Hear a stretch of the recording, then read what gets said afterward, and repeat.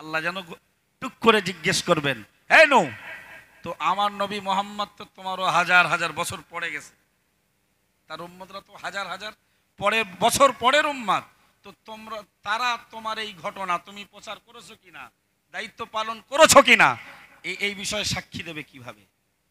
আল্লাহ পাকের নবী সাইয়্যিদুনা নবী নূহ আলাইহিস সালাম বলবেন, ওগো রব্বুল আলামিন আল্লাহ, আখিরি জামানার নবী মুহাম্মদুর রাসূলুল্লাহ, তিনি সাইয়্যিদুল মুরসালিন, নবীদের নেতা, আর তার উপরে আসমানি গ্রন্থ যেটা নাজিল করা হয়েছে ওটা সাইয়্যিদুল কুতুব, আসমানি গ্রন্থের নেতা, হেড অফ দ্য ডিপার্টমেন্ট, আল কোরআনুল কারীম। একটু জোরে বলুন না সুবহানাল্লাহ।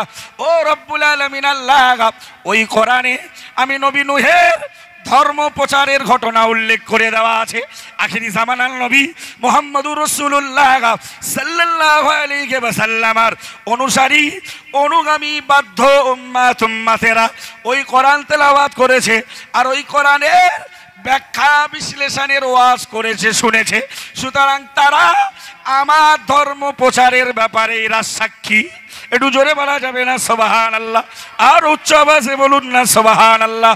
ও মুসলমান, কিন্তু আজকের বড় দুঃখ আর বেদনার সহিত বলতে হয়, এই ওয়াজের মজলিস তো আর কোরআন হাদিসের মজলিস নেই, এটা গলার কণ্ঠ বাজানো, সুরালো কণ্ঠ আর গজল বলার মজলিসে পরিণত হয়েছে।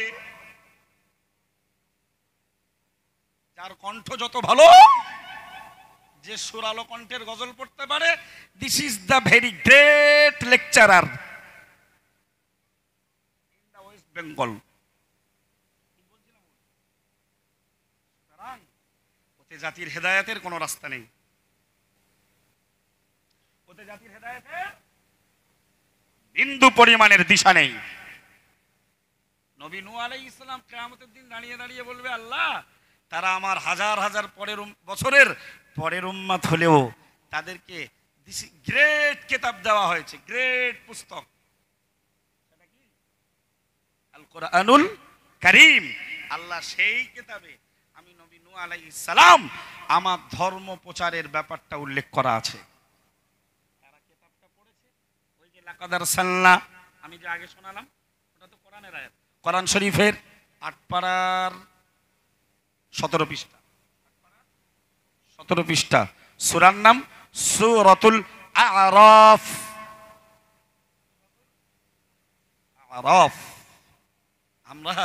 আমার একটা ছোট্ট পরিচয় দিয়ে দিই মাঝখানে, না দিলে যেন ঠিক যেন অসম্পূর্ণ থেকে যাচ্ছে।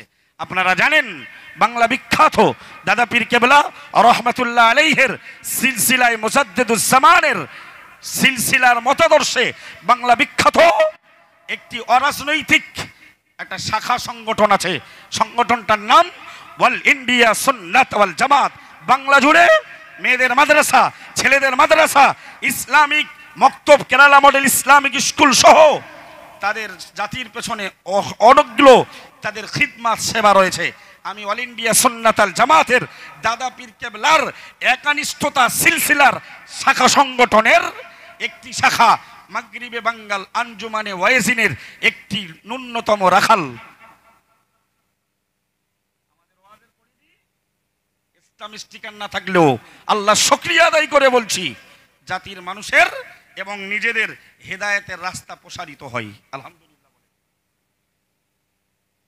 প্যারা হাজিরিনে মাজলিস। সুতরাং হযরত নবী নূহ আলাইহিস সালাম বললেন, আল্লাহ, তারা কোরআনের ব্যাখ্যা জানে, তারা কোরআনের বিশদ বিবরণ জানে, আর ওইটা পড়ে আমি নবী নূহের ঘটনা পড়েছে, আমি আপনাদের শোনালাম না কোরআন থেকে, সেজন্য আল্লাহ তাদেরকে ডাকা হোক। আমার আল্লাহ এক বিন্দু দেরি করবেন না, উম্মতে মুহাম্মাদীকে আদালতে হাজির করবেন। সুবহানাল্লাহ বলেন। রব্বুল আলামিন আল্লাহ আখিরি জামানার নবী প্যারা নবী মুহাম্মদুর রাসূলুল্লাহ সাল্লাল্লাহু আলাইহি ওয়াসাল্লাম উম্মতিকে ডেকে বলবেন, হে আখিরি জামানার নবী, আমার হাবিবুল্লাহর উম্মতি হযরত নবী নূহ আলাইহিস সালাম তিনি কি ধর্মের প্রচার ঠিকমতো আদায় করেছেন? আমার পক্ষ থেকে যে দায়িত্ব আমি আল্লাহ তাকে দিয়ে পাঠিয়েছিলাম, তিনি কি ওই দায়িত্ব ঠিকমতো পালন করেছে? আখিরি জামানার নবীর উম্মতি তারা জবাব দিয়ে বলবেন, ও রব্বুল আলামিন আল্লাহ, অবশ্যই সাইয়্যিদুনা নবী নূহ আলাইহিস সালাম আল্লাহ আপনার প্রদত্ত দায়িত্ব তিনি সমাজের মাটিতে জাতির কাছে ঠিক মতো প্রচার করেছেন। বলুন সুবহানাল্লাহ। আল্লাহ বলবেন সেদিন, এই উম্মতে মুহাম্মাদি তোমরা জানলে কি করে? তোমাদের সৃষ্টি করেছি তো তারও হাজার হাজার বছর পরে। আপনি আমাদের এমন এক কিতাব দিয়েছিলেন, যালিকাল কিতাবু লা রাইবা ফিহি। ও রব্বুল আলামিন আল্লাহ, যে কিতাবের শুরুতে আপনি বিশ্ববাসীকে চ্যালেঞ্জ দিয়েছেন, এমন কিতাব, এমন পুস্তক, লা রাইবা ফিহি, ভুল তো দূরের কথা, ওই কোরআনে সন্দেহের কোনো জায়গা নাই। একটু জোরে বলা যাবে না সুবহানাল্লাহ? আর উচ্চ আওয়াজে বলুন না সুবহানাল্লাহ। নারে তাকবীর। আল্লাহ যে কিতাব লিখতে গিয়ে আপনি শুরুতে চ্যালেঞ্জ করেছেন বিশ্ববাসীকে, লা রাইবা ফিহি, যাতে কোনো সন্দেহ নেই, সুবহানাল্লাহ। আল্লাহ ওই কিতাবটা আমরা পড়তাম, পড়ে মানে মতলবগুলো বুঝতাম, সুবহানাল্লাহ। আর ওই কিতাবে একাধিক জায়গায় নবী নূহ আলাইহিস সালামের ধর্ম পুস্তকের ধর্ম প্রচারের ব্যাপারে আল্লাহ আমরা পেয়েছি, পড়েছি, বুঝেছি। সর্বোপরি আল্লাহ আপনি ওই কোরআন শরীফের 30 খণ্ডের 29 নম্বর পাড়ায় নবী নূহ আলাইহিস সালামের নামে একটা স্পেশাল সূরা দিয়েছেন, সূরাতু নূহিন আলাইহিস সালাম। কোরআন শরীফের 29 পাড়ায় একটা সূরাও রয়েছে, সূরা নূহ। ওই সূরাটা তো নবী নূহের ধর্ম প্রচারের একদম বিস্তারিত বর্ণনা। জোরে বলেন। প্যারা হাজিরিনে মাজলিস, সুতরাং আমাদের নবী শ্রেষ্ঠ, আমাদের ধর্মগ্রন্থ শ্রেষ্ঠ, আমাদের ধর্ম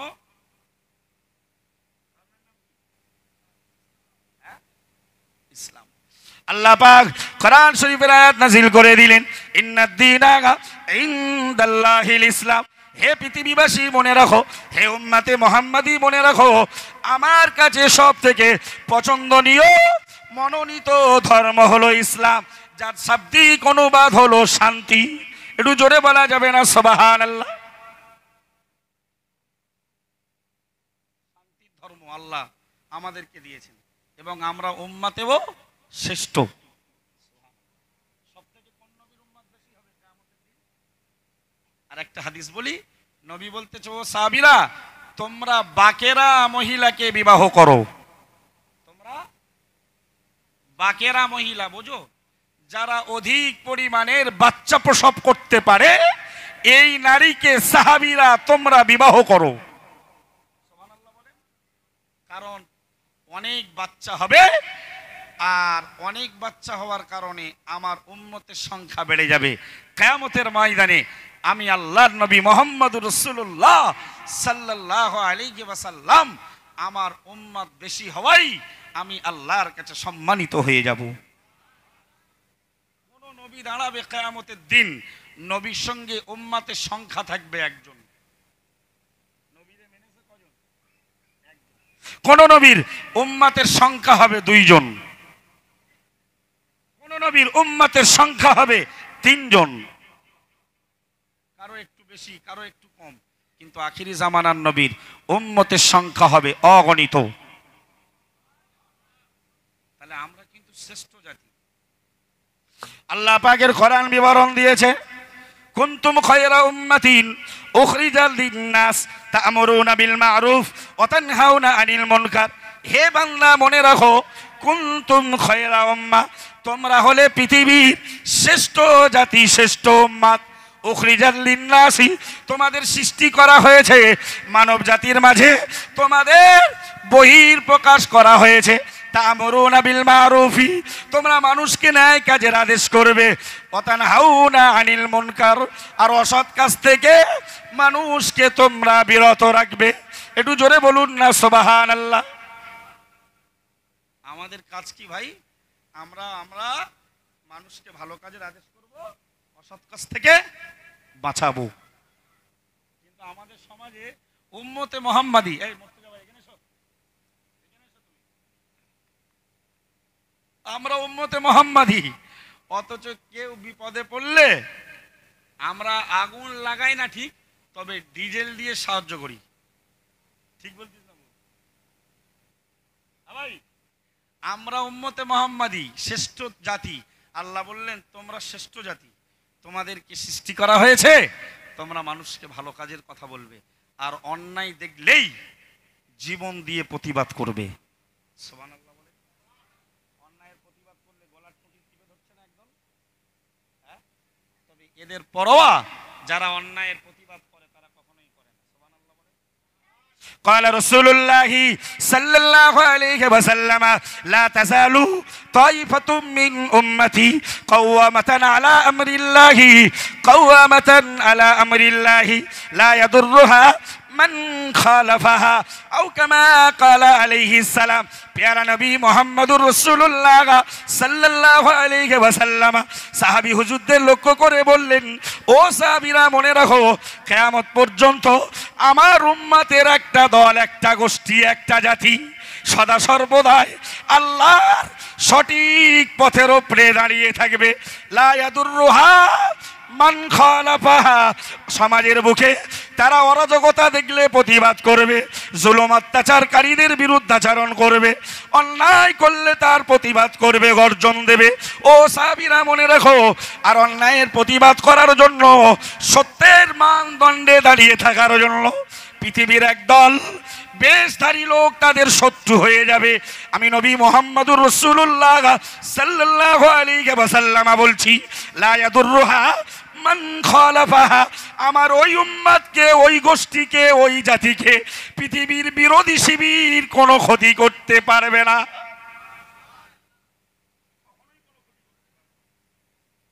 নবী বললেন, কিয়ামত পর্যন্ত আমার গোষ্ঠী, একটা গোষ্ঠী, আমার উম্মতের একটা দল, তারা ন্যায়, ইনসাফ, আদলের উপরে দাঁড়িয়ে থাকবে, অন্যায় দেখলেই বিরুদ্ধাচরণের কণ্ঠ ছড়িয়ে দেবে, প্রতিবাদের গর্জন তুলবে। যেই প্রতিবাদ করবে একদল বেশধারী লোক, তারা প্রতিবাদকারীদের বিরুদ্ধে বিরুদ্ধাচরণ করতে লাগবে।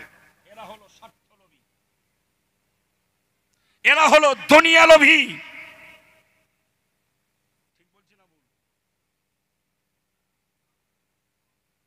আল্লাহ নবী বললেন, এই বিরোধীদের বিরুদ্ধাচরণ আমার ওই উম্মতের গোষ্ঠীকে বিন্দু পরিমাণ ক্ষতি করতে পারবে না। قال رسول الله صلى الله عليه وسلم, আল্লাহ পাকের নবী জানিয়েছেন, ওগো আমার সাহাবীরা মনে রাখো, কিয়ামত লা তাকুমুস সাআতু, অতক্ষণ কিয়ামত কায়েম হবে না। কিয়ামত হওয়া পর্যন্ত, কিয়ামত সংগঠিত হওয়া পর্যন্ত আমার একটা উম্মতের দল, অতাইফাতুন আলা উম্মতি, আমার একটা গোষ্ঠী, আমার উম্মতের একটা দল, একটা গোষ্ঠী, না না না, বাদিরুনা যাহিরুনা আলান নাস, তারা বিরোধীদের মোকাবেলায় সব সময় বিজয়ী হয়ে যাবে, সব সময় তারা বিজয়ী হবে। ও সাহাবীরা তোমরা শুনে রাখো, মনে রাখো, না না না, লা ইউবালিহুম, তারা পরোয়া করবে না কে তাদেরকে ক্ষতি করবে, কে তাদের লাঞ্ছিত, অপমানিত, অপদস্থ করবে। মানুষ সমাজে কে তাদের বিরুদ্ধে কুৎসার ওঠাবে, মানুষ সমাজে কে তাদের বিরুদ্ধাচরণ করবে, গালমন্দ করবে, এ কথাগুলো তারা পরোয়া করবে না। ওয়ালা মান নাসারহুম, আবার কে তাদের সহযোগিতা করবে, আদর করে কোলে তুলে নিয়ে নাচাবে, এটাও তারা পরোয়া করবে না। জোরে বলেন। অল ইন্ডিয়া সুন্নাতুল জামাত এই আকীদায় বিশ্বাসী, দাদা পীর কেবলার সিলসিলার শাখা সংগঠন অল ইন্ডিয়া সুন্নাতুল জামাত রাসূলের এই হাদিসের মানদণ্ডে বিশ্বাসী। কে কখন কোলে করে নাচাবে, কপালে চুমা দেবে, ঠোঁটে চুমা দেবে, ভাই এটা আমরা দেখিনি। বিরুদ্ধাচরণ যদি নবীর বংশের ছেলেও জুলুম করে, অন্যায় করে, আরে নবীর বেটা কেনান নাম শুনেছেন? ওই নবী নূহ আলাইহিস সালামের বেটা কেনান আব্বারে মানিনি, বুড়ো আমল দেখালো, আব্বা নবী বলে তোমারে মান্যতা দিতে পারবো না, তোমার ধর্ম রেখে অ্যাকসেপ্ট করতে পারবো না। নবী নূহ আলাইহিস সালামের ছেলের উপরে, নবী নূহ আলাইহিস সালামের কওমের উপরে 9.5 বছর ধরে ইসলামের দাওয়াত প্রচারের কাজ করলে 40 জন উম্মত নবী নূহ আলাইহিস সালাম, তিনি কোরআন শরীফের 29 পারার সূরা নূহে নবীর ওই কথাকে আল্লাহ কোটেশন করেছেন। নবী নূহ আলাইহিস সালাম বদদোয়া করলেন, লা তাদার আলাল আরদি মিনাল কাফিরিনা দাইয়ারা, আল্লাহ আমার উম্মতের উপরে এমন আযাব দাও যেন ওদের শিকড় খুঁজে না পাওয়া যায়। আল্লাহ বলল, সত্যি কথা তো, তোমার বদদোয়া কবুল হয়ে গেছে। সুবহানাল্লাহ বলেন। তাহলে তুমি প্রস্তুতি নাও, এমন আযাব দেব ওদের জাড় সহ মূল সহ উদ্ঘাট করে দেব। তাহলে তোমাদের তো বাঁচতে হবে, আমি প্লাবন দেব, নৌকা তৈরি করো। নবী নূহ আলাইহিস সালাম পৃথিবীর মাটিতে সর্বপ্রথম তিনি নৌকা, স্টিমার, জাহাজের প্রথম তিনি প্রচলনকারী।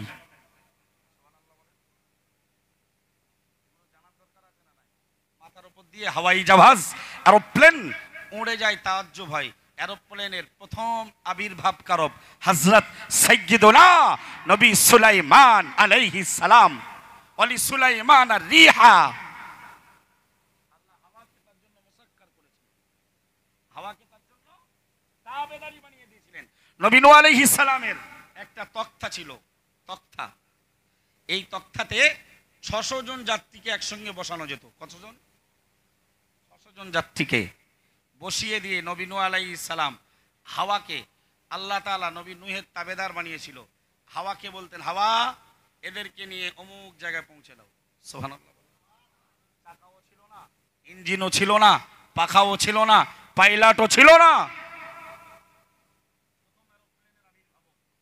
দাউদ নবীর বেটা, যোগ্য বেটা নবী সুলাইমান আলাইহিস সালাম বাইতুল মুকাদ্দাস নিয়ে হামাস গোষ্ঠী, যারা ফিলিস্তিনদের পক্ষে হামাস বাহিনী, যারা আজকের জেরুজালেমের, যারা আজকের ইসরায়েলদের বিরুদ্ধে ঝাঁপিয়ে পড়েছে, আল্লাহ তাদের উপরে মাদাদ সহযোগিতা দান করুক, বলুন আমিন।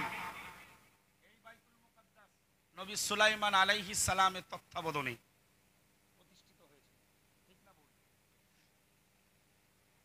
যেটা মুসলমানদের জীবনের প্রথম কিবলা। নবী মুহাম্মদ সাল্লাল্লাহু আলাইহি ওয়াসাল্লাম 17 মাস ধরে ওই বাইতুল মুকাদ্দাসকে কিবলা করে মুতাওয়াজ্জিহান ইলা জিহাতিল কাবাতিশ শরীফা বলতেন না, ইলা জিহাতিল বাইতুল মুকাদ্দাস। 17 মাস নামাজ পড়েছেন, কিন্তু তারপরেও হাবিব ভাবতেন, আল্লাহ আমার যদি কাবা, আমার যদি নামাজের চেহারাটা হতো বাইতুল্লাহ শরীফের দিকে, কাবার দিকে, আল্লাহ আমার মনটা খুশি হতো। قد نرى تقلب وجهك في السماء فلنولينك قبلة ترضاها فول وجهك شطر المسجد الحرام। প্যারা নবী মুহাম্মদুর রাসূলুল্লাহ সাল্লাল্লাহু আলাইহি ওয়াসাল্লাম, তিনি জীবনের শুরুতে নামাজ ফরজ হয়ে গেল, প্রিয় নবী বাইতুল মুকাদ্দাসের ফিরে নামাজ পড়ে, আর মনে মনে চিন্তা, মনে মনে আশা, ও রব্বুল আলামিন আল্লাহ, আমি নবী মুহাম্মদুর রাসূলুল্লাহ সাল্লাল্লাহু আলাইহি ওয়াসাল্লাম আমার নামাজ পড়ার সময় চেহারাটা আপনি কবে কাবা বানিয়ে দেবেন, কবে কাবা বানাবেন? নবী, আল্লাহ কোরআনে বলেছে, কদ নারা তাকাল্লুবা ওয়াজহিকা ফিস সামা।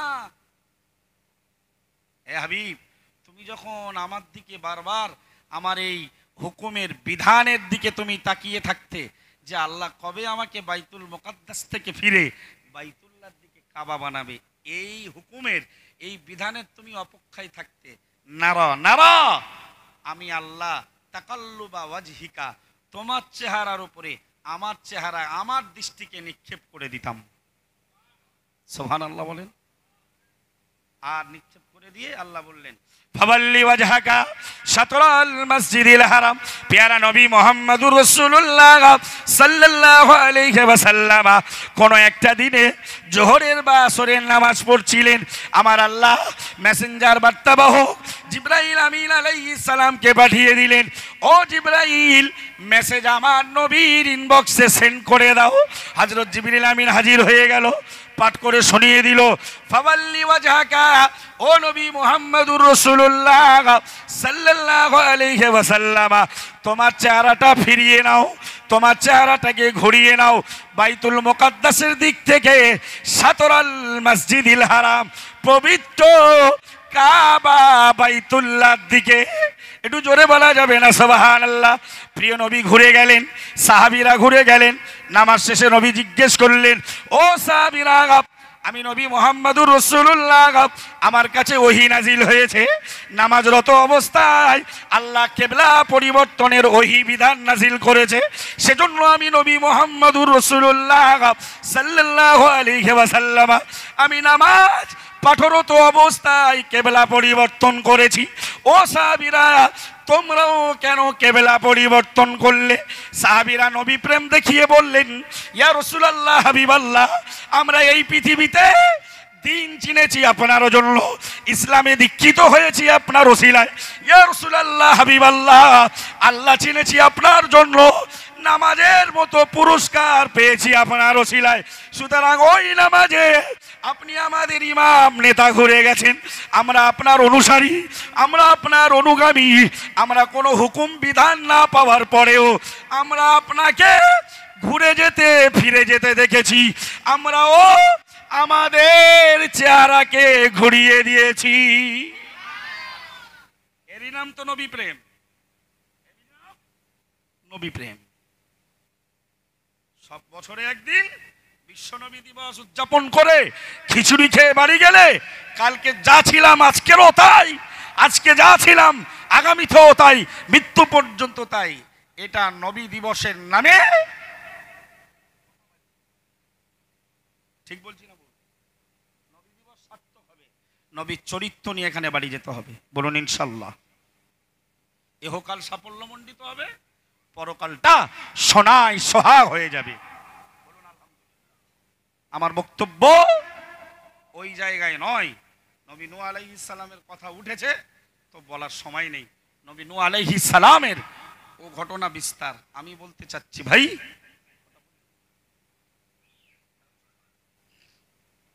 সময় একদম ঘনিয়ে এসেছে। প্রিয় নবী মুহাম্মদ সাল্লাল্লাহু আলাইহি মায়ের গর্ভে আছেন, আব্বা মারা গেছেন, তাই না? আর আমিনার গর্ভে আছেন। আমিনা জানে না যে আমি গর্ভবতী। সুবহানাল্লাহ বলেন। বাচ্চা প্রসব করবে যেদিন শুবে সাদেকে, ওদিনও আমিনা জানেন না যে আমার পেটে মোহাম্মদ আছে। আল্লাহু আকবার। এমন নবী পৃথিবীতে কাউকে তিনি কষ্ট দেননি। চরিত্র তিন ভাগের, একটা হলো ভালো চরিত্র, একটা শ্রেষ্ঠ চরিত্র, একটা শ্রেষ্ঠতম চরিত্র। মুহাম্মদ সাল্লাল্লাহু এবং উম্মতে মুহাম্মাদির জন্য আল্লাহ শ্রেষ্ঠতম চরিত্র দিয়ে পাঠিয়েছেন। ওনার মা ঘুমাবে বলে প্রস্তুতি নিচ্ছেন রাতের বেলা, প্রতিদিনের অভ্যাস মতো। ওনাকে ডেকে কে যেন বলছে, আমিনা আজ যেন ঘুমিও না, খবরদার আজকাল ঘুমানো যাবে না। আখিরি জামানার প্রাণ প্রিয় মহাপুরুষ মুহাম্মদুর রাসূলুল্লাহ সাল্লাল্লাহু আলাইহি ওয়াসাল্লাম, তোমার গর্ভ থেকেই তিনি গর্ভপাত হবেন। উনি ভাবছে আমাকে কে সেবা দেবে, কে আমাকে পরিষেবা দেবে, কে আমাকে দেখবে, আর বাচ্চা প্রসব করবো, আমার তো কোনো যন্ত্রণাও নাই। কিছুক্ষণের মধ্যেই আম্মা আমিনা লক্ষ্য করে আপনার আম্মা আমিনা, হযরত আমিনা রাদিয়াল্লাহু তাআলা আনহা, তিনি কিছুক্ষণ পরেই দেখতে পেলেন তার তালাবদ্ধ বন্ধ দরজা, ঘরের ভেতরে যেন দুইজন মানুষের ফিসফিস করে কথা বলার আওয়াজ শুনতে পেলেন। একদিকে তো টেনশন, বাচ্চা প্রসব করতে হবে, আবার কেউ নেই, আবার অপরদিকে দেখছে দরজা বন্ধ, ঘরের ভেতরে যেন দুজন মানুষের কথাবার্তা। আম্মা আমিনা জিজ্ঞেস করলেন খুব ভীতস্ত্র কণ্ঠে, তোমরা কারা? তোমরা কারা? আমার তালাবদ্ধ ঘরে তোমাদের উপস্থিতি কেন? একজন জবাব দিয়ে বললেন, ওগো নবী মুহাম্মদুর রাসূলুল্লাহ সাল্লাল্লাহু আলাইহি ওয়াসাল্লামের আম্মা হযরত আমিনা, ভয় পাবেন না, আপনি চিন্তা করবেন না, আপনাকে আপনার বেটাকে আল্লাহ সেবা দেওয়ার জন্য আমি জান্নাত থেকে সাইয়্যিদুনা মূসা আলাইহিস সালামের পিরিয়ডে বিশ্ববিখ্যাত ট্রেডমার্ক বেঈমান ফেরাউনের স্ত্রী আসিয়াকে আল্লাহ জান্নাত থেকে পাঠিয়ে দিয়েছেন। আল্লাহ আমাকে জান্নাত থেকে পাঠিয়েছেন।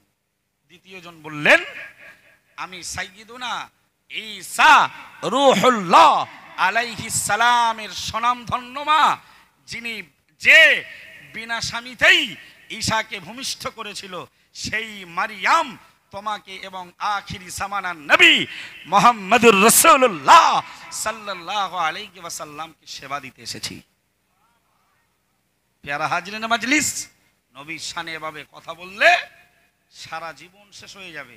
রসুলের 23টা বছরের জীবন আদর্শ, 63টা বছরের জীবন লাইফ হিস্ট্রি আমরা কখনোই বলে পড়ে শেষ করতে পারবো না।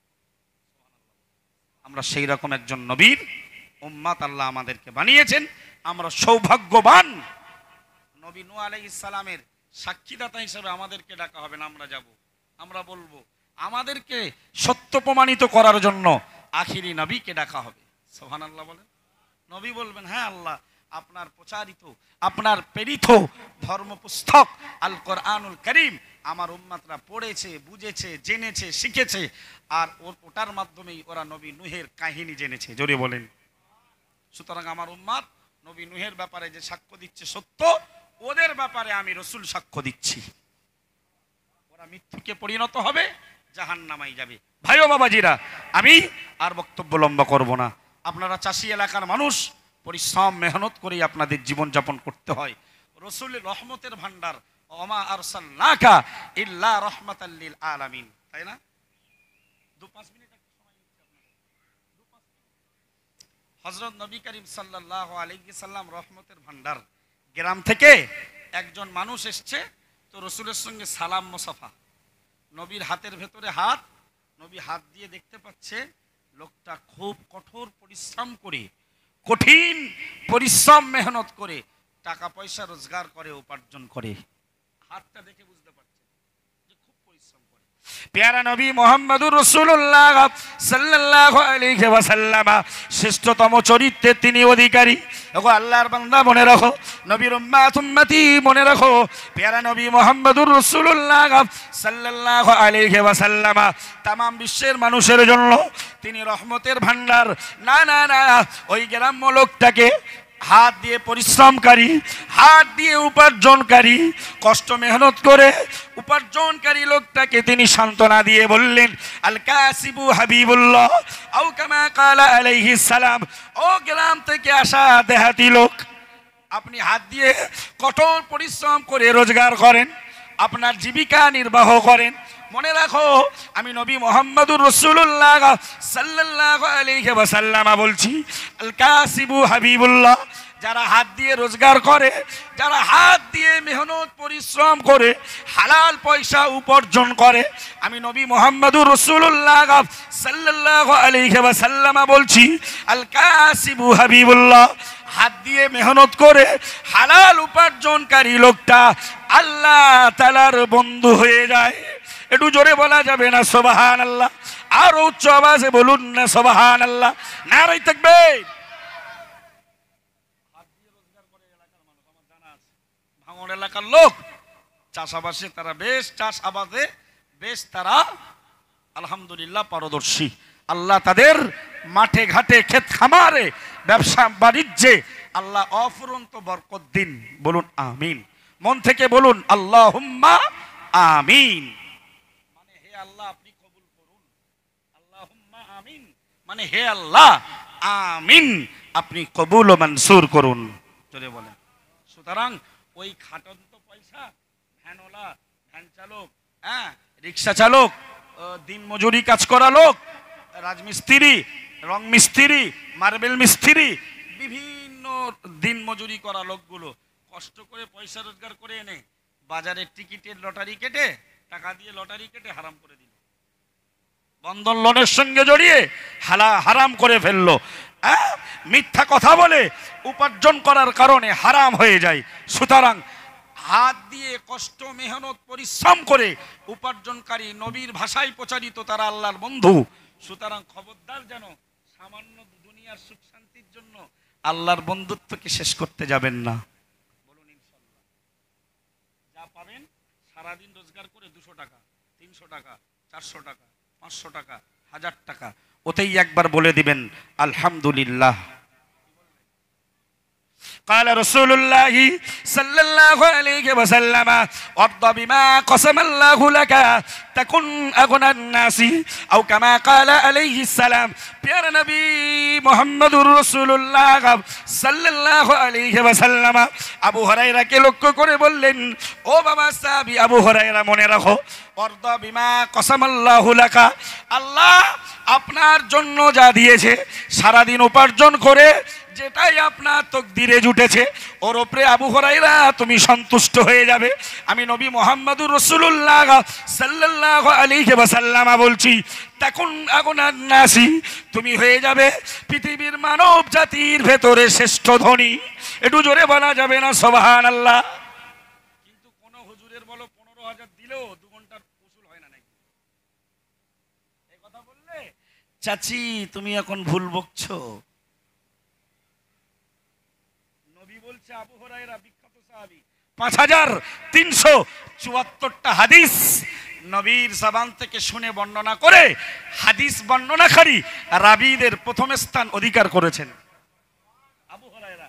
ওই আবু হুরায়রাকে নবী 5টা নসিহতের ভেতরে একটা বললেন, আবু হুরায়রা অর্ধ তুমি খুশি হয়ে যাবে, সন্তুষ্ট হয়ে যাবে, বিমা কসামাল্লাহু লাকা, আল্লাহ তোমার তাকদিরে যেটা দেবে তার উপরে। তখন আগুনান নাস, তুমি হয়ে যাবে মানব জাতির ভেতরে শ্রেষ্ঠ ধনী।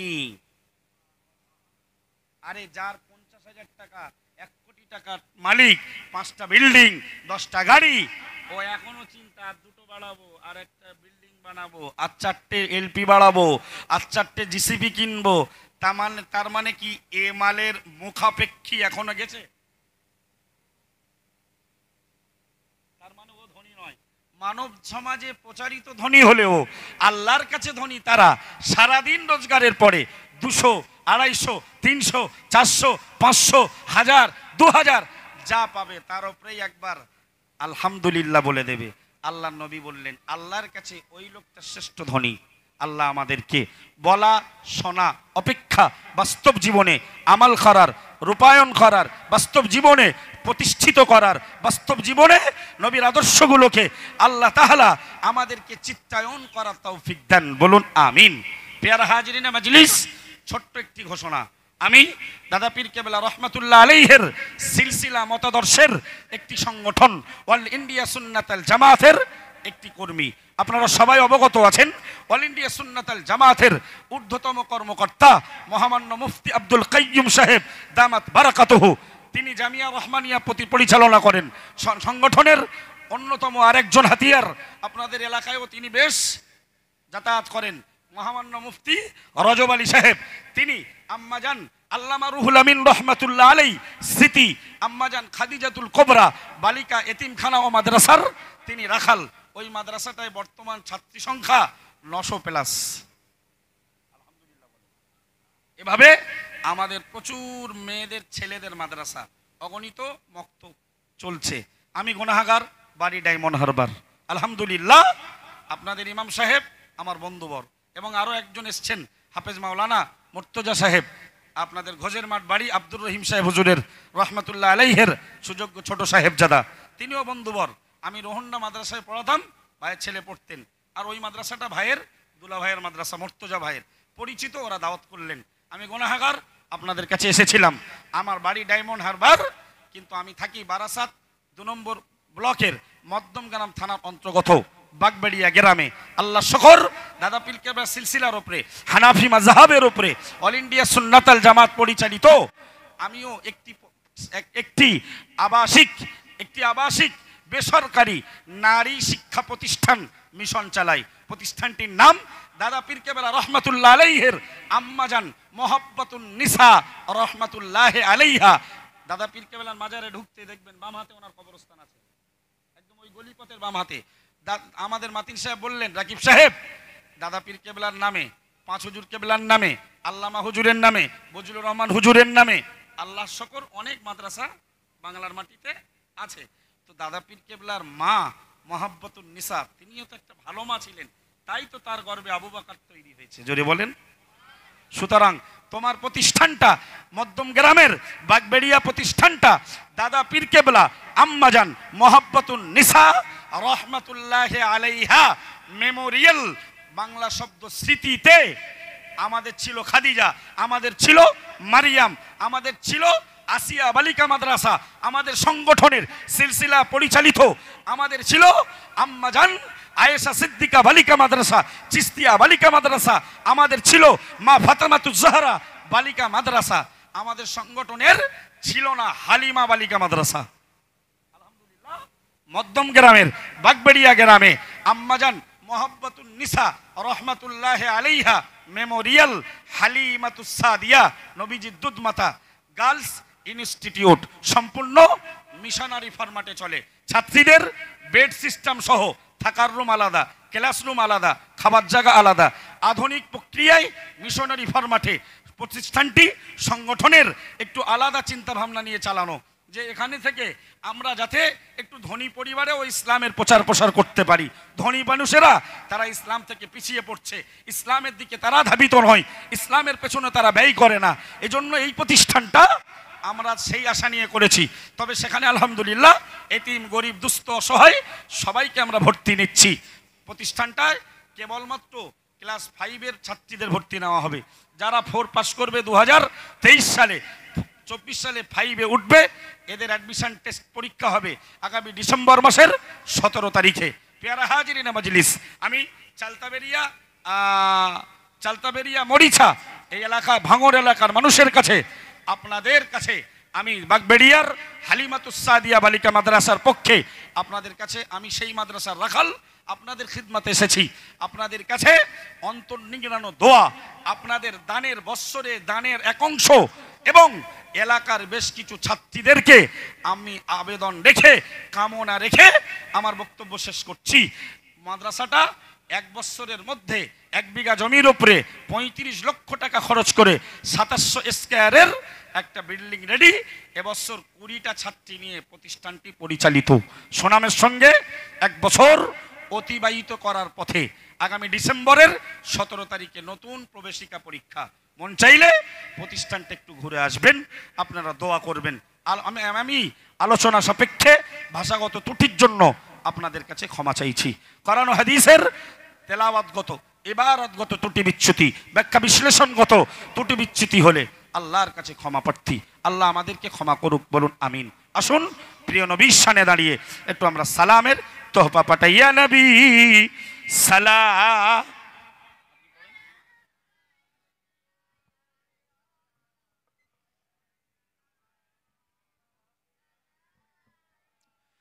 ইয়া হাবিব সালামুন আলাইকা